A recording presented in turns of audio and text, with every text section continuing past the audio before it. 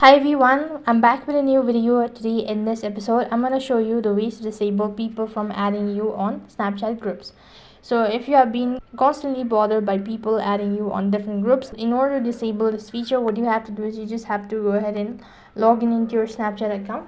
And when you're logged into your account, that is going to take you to the home page. Click the Bitmoji icon from the top left hand side and then go to the gear icon from the top right. Right on this page, you need to scroll down a bit and you see this option as privacy control. Under this following option, you have to go ahead and make changes with all sort of default. So here you can see that you have this option as contact me. Go through it and click on friends. And next, what you have to do is you just have this option as use your Bitmoji avatar.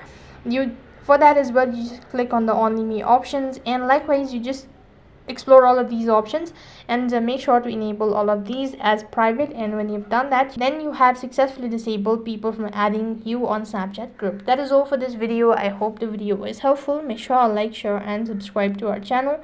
Thank you for watching. See you in the next video.